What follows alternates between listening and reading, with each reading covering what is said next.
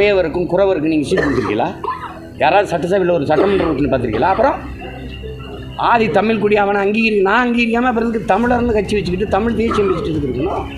குறவருக்கு சீட்டு கொடுத்துருக்கேன், நீ ஆதி தமிழ் குடி கொடுத்துருக்கேன், அவன் தானே ஆதி தாய் குடி அவனுக்கு கொடுத்துருக்கேன். நான் வண்ணார் அப்படின்னு சொன்னால் இவன் அங்கீகரிக்கப்படலை. அதுலேயும் புதர வண்ணார் இருக்கான். கவுண்டரில் குடும்ப கவுண்டர் இருக்கான்ல, வேட்டு கவுண்டரை நீ அங்கீகரிக்கிறியா? முதல்ல வெள்ளாள கவுண்டருக்கு இருக்கிற மதிப்பு ஆடு மேய்க்கிற குடும்ப கவுண்டர் கொடுத்துருக்கீங்க. அப்புறம் இனி காங்கிரஸே இருக்காது, அது இருந்து பயன் இல்லை. ஒரு வேளை இங்கே போய் ஏதாவது நினச்சிருக்கலாம். வருகின்ற தேர்தல் அவங்களாவது காங்கிரஸாவது மதித்து 3 தடவை வாய்ப்பு கொடுத்துச்சு. இந்த பாரதிய ஜனதா மாதிரி கட்சிகள்லாம் சேர அன்னைக்கு செய்தி, அதுக்கப்புறம் செத்தா கூட செய்தி வருமானு தெரியாது. என்னை மன்னார்குடியில் கேட்டாங்க, மயிலாப்பூரில் கேட்டாங்க, மாயவரத்தில் கேட்டாங்க. பூவி வியாபாரம் பார்க்குற வேலையை இங்கே இருந்து அந்த அந்த அந்த அந்த சந்திராயனை கட்டுப்படுத்தி இயக்கிற முடியுது அப்படின்னா, நான் சீமான் அரணையுள்ளதுக்கு அவங்க அம்மாட்ட பேசுகிறத டெல்லியில் நீ ஒட்டு கேட்க முடியுதுன்னா, பதிவு பண்ண முடியுதுன்னா, இந்த வாக்கந்திரத்தில் ஒரு நாள் ஹேக் பண்ணி பண்ண முடியாத? இடைத்தேர்தலை திருவிழா மாதிரி நடத்துகிற ஒரு மாதம் மக்களை மந்தை மாதிரி அடைச்சி வச்சு சோறை போட்டு சாராயத்தை கொடுத்து கூத்து போட்டு அவனுக்கு காசு கொடுத்து ஓட்டுக்கு 5000 2000 10,000 கொடுத்து அந்த முறையெல்லாம் மிச்சம், நேரம் மிச்சம், செலவு மிச்சம். வேட்பாளர் அறிமுகத்தில் சாதி வாரியாக நீங்கள் பண்ணிக்கிறீங்க, உங்கள் கட்சி சார்பாக பேசியிருக்காங்க. சாதி வாரியாக தானே பண்ணுவோம். சாதி வாரி கணக்கெடுப்பு ஏன் எடுக்க சொல்லுவாங்க? சாதி இப்போ நீங்கள் நான் ஒரு டாக்டர், நீங்கள் வரீங்க என்ன செய்யுதுன்னு கேட்கணும்ல. இந்த இதான் மாத்திரை சாப்பிட்டு போகிறேன்னா செத்து பேர் மாட்டில்ல. நான் சமூக மருத்துவம் செய்கிறேன், அவர் உடற்கூறு மருத்துவம் செய்கிறாரு. அது தேக நலனுக்கு தேச நலனுக்கு. காலங்காலமாக எங்கிட்ட முடிதிருத்துறவனுக்கும் வண்ணாருக்கும் குயவருக்கும் குறவருக்கும் நீங்கள் சீட் கொடுத்துருக்கீங்களா? யாராவது சட்டசபையில் ஒரு சட்டமன்ற உறுப்பினர் பார்த்துருக்கீங்களா? அப்புறம் ஆதி தமிழ் குடி அவனை நான் அங்கீகரிக்காமல் அப்புறம் தமிழர்னு கட்சி வச்சுக்கிட்டு தமிழ் தேசியம் வச்சுட்டு இருக்கணும். குறவருக்கு சீட்டு கொடுத்துருக்கேன், நீ ஆதி தமிழ் குடி கொடுத்துருக்கேன், அவன் தானே ஆதி தாய் குடி அவனுக்கு கொடுத்துருக்கேன். அப்புறம் என் இனம் சாராத எத்தனை பேர் அமைச்சராக இருக்கான் இந்த சபைக்குள்ளே? எங்கே இருக்கான்? முடிதிருத்துற மருத்துவ குலத்தை சேர்ந்தவன் இருக்கிறான், உள்ளே இருக்கான்னா நீங்கள் சொல்லுங்கங்க. கேட்குறதுக்கு பதில் சொல்லுங்கள். இது சம்மந்தமாக நிர்வாகி கேட்குறதுக்கு பதில் சொல்லுங்கள். இருக்கா தேவேந்திரருக்கு இங்கே ஆதி தமிழ் குடி பறைய இருக்கான். அரசியல் சாசனம் கொடுத்த அங்கீகாரம் நீ என்ன கொடுத்துருக்க? தனி தொகுதி ஒதுக்கப்படலைன்னா இந்த கட்சிகள் கொடுக்குமா? யாராவது மனச்சான்றோடு சொல்லுங்கள். பிறகு கேட்கணுங்க, நீ யாருன்னு கேட்கணும். அதுக்கு தானே வச்சுருக்கேன். நீனு நான் வண்ணார் அப்படின்னு சொன்னால் இவன் அங்கீகரிக்கப்படலை. அதுலேயும் புதர வண்ணார் இருக்கான். கவுண்டரில் குடும்ப கவுண்டர் இருக்கான்ல, வேட்டு கவுண்டரை நீ அங்கீகரிக்கிறியா? முதல்ல வெள்ளாள கவுண்டருக்கு இருக்கிற மதிப்பு ஆடு மேய்க்கிற குடும்ப கவுண்டர் கொடுத்துருக்கீங்க. அப்புறம் தெரிஞ்சாதே இதில் யார் நிராகரிக்கப்பட்டிருக்கான்? அரசியல் அதிகாரம் இல்லாமல் அங்கீகாரம் இல்லாமல் கீழே கிடக்கிற தமிழ்ச்சமல் தாழ கிடப்போரை தற்காத்து நிற்பதே தர்மம்ங்கிறாரு எங்கள் தாத்தா வைகுந்தர். உங்களுக்கு உலகத்திலே உயர்ந்த மனிதன் யாருன்னா கீழே விழுந்து கிடக்கிறவனை தூக்குறதுக்கு எவன் குனிறானோ அவன் தாண்டா உயர்ந்த மனிதனுங்கிறான். அரசியல் அங்கீகாரமே இல்லாமல் நிராகரிக்கப்பட்டு கிடக்கிற தமிழ் சமூக மக்களை முன்னேற்றாமல் அப்புறம் என்ன புரட்சி இருக்குது? அப்புறம் என்ன சமூக மாறுதல், சமூக நீதி இருக்குது? அப்புறம் நீங்கள் குடிவாரி கணக்கெடுப்பு எதுக்கு எடுக்க சொல்கிறோம்? யார் நிராகரிச்சிருக்கா? இப்போ இடஒதுக்கீடுன்னு முறை எதுக்கு வந்தது சொல்லுங்கள்? நீங்கள் படித்த அறிஞர்கள் தானே. எதுக்கு இடஒதுக்கீடு முறை வந்தது? எதுக்கு வந்தது? நான் பெற்ற தாய் 5 பிள்ளையை பெற்றிருக்கேன்னா எவன் சவள பிள்ளையா ஒரு ரொம்ப நோஞ்சனாக இருக்குன்னா அவனுக்கு கூட ஒரு வாய் சோறு விட்டுவேன். அது தாயின் அன்பு. அது மாதிரி தான் இந்த இடஒதுக்கீடு. எவன் காலங்காலமாக நிராகரிக்கப்பட்டிருக்கான், கல்வி மறுக்கப்பட்டிருக்கு, வேலை வாய்ப்பில் மறுக்கப்பட்டிருக்கு, அரசியல் அதிகாரத்தில் அவனுக்கு இடம் இல்லை, அவனுக்கு தேடி தேடி கொடுக்குறது தான் இடஒதுக்கீடு. அதானே நாடு, அதானே மக்களாட்சி, அதானே ஜனநாயகம். அது இல்லாமல் என்ன கேட்குறீங்கன்னா கேட்டு தான் செய்கிறோம். இந்த கட்சியில் எத்தனை பேர் முத்திரையருக்கு இடம் கொடுக்குது? நீ தனியாக சாதிக்கு கட்சி வச்சா சீட்டு கொடுப்பேன், உடையாருக்கு கொடுப்பேன், புரியுதா? தேவேந்திரருக்கு கொடுப்பேன், கொங்கு வேளாள கவுண்டர் கொடுப்பேன். இருங்க, அமைதியாக இருங்க. நீங்கள் பேசாதீங்க. நீங்கள் அப்போது அது வந்து இல்லாமல் பொதுவான ஒரு அமைப்பு யார் கொடுக்குறாங்க? அதை பார்க்கணும்ல. நீங்கள் வேற கேளுங்க சார். இப்போ ராகுல் காந்தி சொல்லியிருக்காரு சாதி வாரி கணக்கு. அவர் என்ன நேற்று கட்சி ஆரம்பித்தாரா? இவ்வளோ நாள் என்ன ஆழ்நிலை தியானத்தில் கோமாவில் இருந்தாரா? நினைவற்ற நிலையில் படுத்திருந்தில்ல? இந்த நாடு விடுதலை பெற்ற காலத்தில் அரை நூற்றாண்டு அந்த நாட்டை ஆண்டது யார்? கேள்விக்கு பதில் சொல்லுங்கள். ஆண்டது யார்? உங்கள் தாத்தா, உங்கள் பாட்டி, உங்கள் அப்பா, அப்புறம் நீங்கள். இவ்வளோ நாள் என்ன பண்ணிகிட்டு இருந்தீங்க? என்னமோ இப்போ தான் மயக்கத்திலேருந்து எழுந்த மாதிரி எல்லாம் பேசிட்டுருக்கிறீங்க. அதுவும் தேர்தல் வரும்போது எங்கள் மேலே பாசம் வருது, மீனவர் பாசம் வருது, விவசாயி மேலே பாசம் வருது, எல்லாம் நாடகங்கள். நீ என்ன பேசிட்டுருக்கிறீங்க? வேஷத்தை எத்தனை நாளைக்கு போடுவீங்க இதெல்லாம்? ராமேஸ்வரம் மீனவர்கள் வந்து தொடர்ந்து தாக்கப்பட்டு வராங்க, அவங்கள படைகள் பறிமுதல் செய்கிறாங்க. இது சம்மந்தமாக திமுக ஆட்சி வந்த உடனே நாங்கள் எல்லாத்தையும் எந்த ஆட்சி செய்யும்? யாருமே செய்யல. அது சம்மந்தமாக எந்த ஆட்சி செய்யும்? உங்கள்லேருந்து எந்த ஆட்சி செய்யும்? மாநில உரிமை, அதற்கான ஐயா ஸ்டாலின் அவர்களின் முழக்கம். ஜனநாயக இது பாசிசம் வீழட்டும், இந்தியா வாழட்டும்னு. இந்தியாவை வாழ வைக்க கிளம்பியிருக்காங்க. இப்போ தான் வாக்கு செலுத்தி ஆளை வச்சு எங்களை வாழ வைக்கல.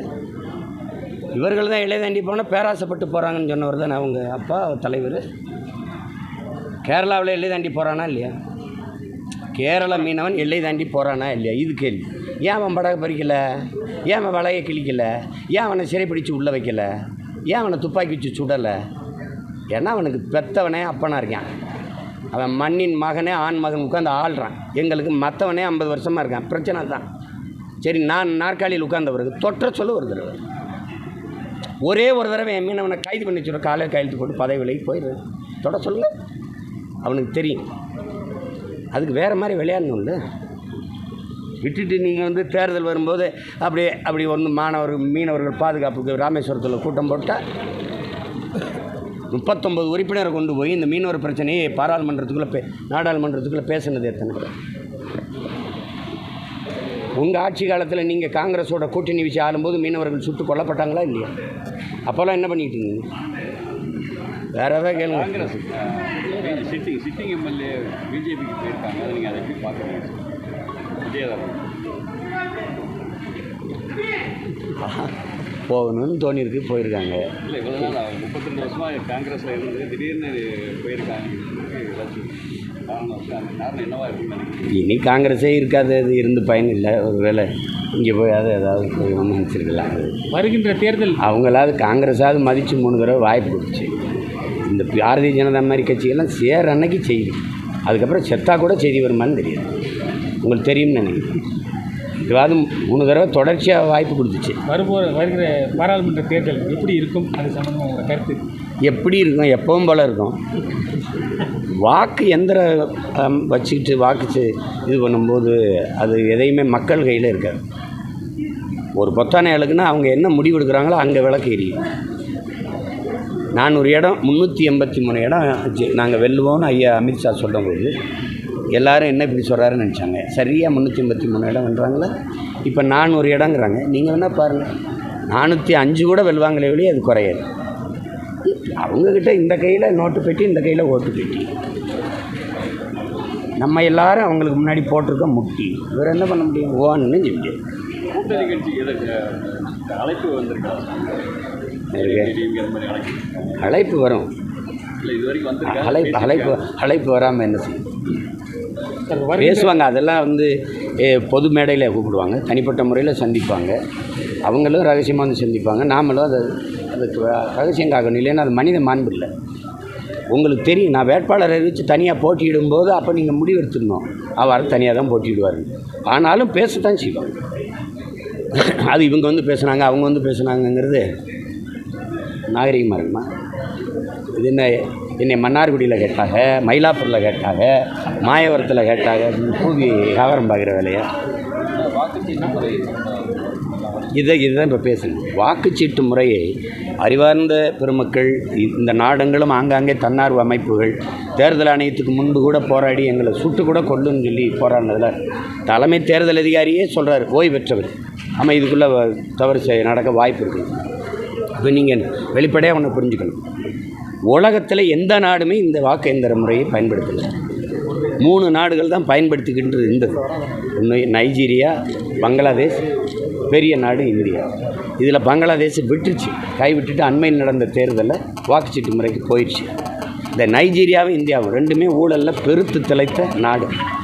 இந்த வாக்கு எந்திரத்தை நமக்கு தயாரித்து தர்ற மைக்ரோ எலக்ட்ரானிக் சிப்புங்கிற ஜப்பான் நிறுவனம் அதான் தயாரித்து தருது. இந்தியன் எலக்ட்ரானிக் கார்பரேஷன் சேர்ந்து தயாரிக்கிறாங்க. ஆனால் ஜப்பானே நமக்கு தயாரித்து தர்ற நாடே பயன்படுத்துறதில்லை. ரஷ்யா பயன்படுத்துறதில்லை, சீனா பயன்படுத்துறதில்லை, அமெரிக்கா பயன்படுத்துறதில்லை. 50 மாகாணங்கள், 50 மாகாணத்துக்கும் 50 நேர வித்தியாசம் இருக்குது. அது 10னா இது 10:15, 10:30, 11 இப்படி. அவனே காலையில் ஆரம்பித்து இரவில் மாலையில் முடித்து எண்ணி கைகிட்டே எண்ணி வந்தால் அமெரிக்கன் பிரசிடெண்ட்டுன்னு இந்த பொழுது முடிஞ்சு அடுத்த பொழுது கிளம்புறதுக்குள்ளே சொல்லிடுறான், நீ உரையாற்று, நீ தான் அமெரிக்கன் பிரசிடெண்ட்டுன்னு. அவனே டிஜிட்டல்னு பீத்திக்கிறல, நீங்கள் எண்ணியல் இந்தியான்னு பீத்துறீங்க. அப்படியே டெவலப்புங்கிறீங்க, டிஜிட்டலுங்கிறீங்க, தட்டினா கடகடன்னு சொல்ல போகுது.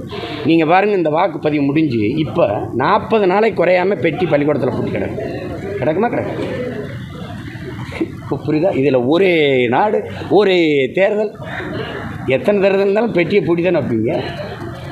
இப்போ இது இந்த முறை ஒழியணும். நான் இதுக்குள்ளே ஒன்றும் செய்ய முடியாதுன்னு சொல்கிற பெருமக்கள்கிட்ட கேட்குறேன். என் தங்கச்சி என் தம்பிகள் தேர்வு எழுத போகும்போது, என் தங்கச்சி போகும்போது நீ மூக்குத்தியே கலெக்டரியில் ஏன் கலெக்டரா நீட் எழுத போகும்போது மூக்குத்தி எவ்வளோ பெருசு இருக்கும்? இந்த மூக்குத்திக்குள்ளே விட்டு கொண்டு போயிட முடியும்னு நீ கழட்ட சொல்கிறேன். தோடு எவ்வளோ பெருசு இருக்கும்? கழட்ட சொல்கிறேன். உள்ளாடே கழட்ட சொல்கிறேன். தலைமுடியை விரித்து விடுறேன். ஒரு வேளை சுடிதார் இதுவரை போட்டிருந்தா இங்கே கையை வெட்டுறேன். இவ்வளவு சோதிக்கிறேன். நீ அதில் விட்டு கொண்டு போயிட முடியுங்கிற ஒரு மூக்கத்தி எவ்வளோ இருக்கும் பாருங்க. இந்த பெரிய எந்திரத்துக்குள்ளே ஒன்றும் செய்ய முடியாதுன்னு. சந்திர மண்டலத்துக்கு சந்திராயன் அனுப்புனியே, அங்கே போய் அனுப்புனியா ஒரு அரைக்குள்ள இருந்து அனுப்புனியா? இங்கே இருந்து அந்த அந்த அந்த அந்த சந்திராயனை கட்டுப்படுத்தி இயக்கிற முடியுது அப்படின்னா, நான் சீமான் அரணையுள்ளதுக்கு அவங்க அம்மாட்ட பேசுகிறத டெல்லியில் நீ ஒட்டு கேட்க முடியுதுன்னா, பதிவு பண்ண முடியுதுன்னா, இந்த வாக்கெந்திரத்தில் ஒரு நாள் ஹேக் பண்ண முடியாதா? அப்புறம் என்ன நல்லாட்சி, நேர்மையாளன் மக்கள் சந்தேகிக்கிறாங்க, தூக்கி போடுவா, வாக்கு சீட்டு முறைக்கு வா. தேர்தலே நேர்மையான முறையில் நடத்தலைங்கும் போது நேர்மையான ஆட்சி எங்கே நடக்கும்? அப்புறம் விளம்பங்கூட தொகுதியில் நீங்கள் ஏதாவது தனியாக எலெக்ஷனில் நிற்கிறீங்களா? எம்எல்ஏ எலெக்ஷன் தேர்தல் வரும் தனியாக போய் நான் நிற்க முடியாதுல்ல, எங்கள் கட்சி போட்டிவிடும். கட்சி சார்பாக இளவங்கோடு ஐயா இப்போ பொன்முடி ஐயா தகுதி செஞ்சுருக்காங்க. அதெல்லாம் வைக்கும்போது, தேர்தல் வைக்கும்போது உறுதியாக எங்கள் கட்சி போட்டிவிடும். ஒவ்வொரு தேர்தலையும் வாக்கு வங்கி வருத்தப்படுறீங்களா? இல்லை விகிதாச்சார அடிப்படையில் ஒரு அந்த பிரதிநிதித்துவம் வேணுங்கிற மாதிரி கோரிக்கைகள் வந்துகிட்டே இருக்கானா, அது யாருமே கேட்கல. இப்போ ஒவ்வொரு கோரிக்கையாக தான் நம்ம வைக்கிறோம். நம்ம இந்த சொல்கிறோம், இந்த வாக்கு எந்திரத்தை ஒழிச்சிட்டு வாக்கு சீட்டு முறைக்கு வாங்க, ஒவ்வொரு தேர்தலுக்கும் ஒவ்வொரு சின்னம் புதுசாக எல்லாருக்கும் கொடுங்க அப்படின்னு கேட்குறோம். எந்த ஒன்று முறையாக நியாயமாக நேர்மையாக நடக்குதுன்னு நீங்கள் நினைக்கிறீங்க? எனக்கு நீங்கள் சொன்ன விதியே சட்டசபை பாராளுமன்றத்தில் 1 விழுக்காடு வாக்கு பெற்றிருந்தால் அந்த கட்சிக்கு கொடுத்துருந்த சின்னத்துக்கு முன்னுரிமை கொடுக்கணும்னு சொல்லிட்டு 71 ஓட்டு வாங்கியிருக்காரு ஒருத்தர், எரிகாற்று உருளை சின்னத்தில். அவர் 2 இடத்துல தான் போட்டிட்டு இருக்காரு கடந்த தேர்தல். என் சின்னத்தை எடுத்து அவருக்கு எப்படி கொடுத்தார்? நான் தேர்தலில் நிற்கிறேன்னு சொல்லி நின்னபோது தேர்தலை அறிவித்து 10 நாள் கழித்து சின்னம் ஒதுக்குனேன். நீங்கள் தேர்தலே அறிவிக்காத போது அவருக்கு எப்படி 2 மாதத்துக்கு முன்னாடி சின்னத்தை ஒதுக்கி எடுத்து கொடுத்தீங்க? அவருக்கு எப்படி கொடுத்தீங்க? இதெல்லாம் சேட்டை தானே. அப்போ எங்கே நேர்மை இருக்குது, எங்கே முறை இருக்குது, எங்கே எது இருக்குது சொல்லுங்கள். நீங்கள் இதில் விகிதாச்சார அடிப்படைக்கு வாங்கினா வருவாங்களே? அப்படின்னா எனக்கு இப்போ 10-15 உறுப்பினர் இருக்கணும், ஒவ்வொரு கட்சியும் வாங்கி இருக்கணும். இப்போது இவர் 1,50,000 வாக்கு வாங்குகிறார், இன்னொரு வேட்பாளர் 1,51,000 வாக்கு வாங்கி வெல்றார். அவர் ஒரு உயிரிழந்துடுறார். இழந்துட்டார்னா நியாயமாக மக்களாட்சி தத்துவத்தில் அதிகமாக மக்கள் அங்கீகரித்த இவரை அங்கீகரித்து விட்டணும். இடைத்தேர்தலுங்கிறத நீக்கிட்டா இவரை நியமிச்சுட்டு இவரை கொண்டு வந்துட்டிங்கன்னா மக்களுக்கு செலவு மிச்சம், நேரம் மிச்சம். உங்களுக்கு புரியுது நான் சொல்கிறது? புரியுது? இப்போ இவர் 1000 வாக்கு அதிகமாக வந்து இவர் இறந்துட்டார். அப்போ அவர் இல்லை. அடுத்த கட்டத்தில் வாக்கு வாங்கினவர் யார்? இவர் வந்துடுறாரு, தானாக வந்துடுறாரு. இப்போ முதல் பரிசு வாங்கினவன் ஊக்க மருந்து சாப்பிட்டுருந்தா அவரை நீ நிராகரிச்சிடுறேன், அவன் தகுதியில் வந்துடுறான். அப்போ முதல் பரிசு யார்? 2ஆவதாக வந்தவன், அவனை தான் நீ அறிவிக்கணும். நீ மறுபடியும் இவ்வளவு வாங்கினவரை மதிக்காமல் அங்கீகரிக்காமல் தூக்கி வச்சுட்டு மறுபடியும் தேர்தலான்னு யார் காசு? இடைத்தேர்தலை திருவிழா மாதிரி நடத்துகிறா. 1 மாதம் மக்களை மந்தை மாதிரி அடைச்சி வச்சு சோறை போட்டு சாராயத்தை கொடுத்து கூத்து போட்டு அவனுக்கு காசு கொடுத்து ஓட்டுக்கு 5,000, 2,000, 10,000 கொடுத்து அந்த முறையெல்லாம் மிச்சம், நேரம் மிச்சம், செலவு மிச்சம். ஆடி நடிப்பு தான். அது சும்மா ஒரு படத்தை நடிக்கிறேன், அதனால் வச்சுருக்கேன். வேறு என்ன செய்யுது? நன்றி சார். இதுபோன்ற செய்திகளை மேலும் தெரிந்து கொள்ள எங்களது யூடியூப், ஃபேஸ்புக் மற்றும் ட்விட்டர் ஆப்களை சப்ஸ்கிரைப் செய்யவும்.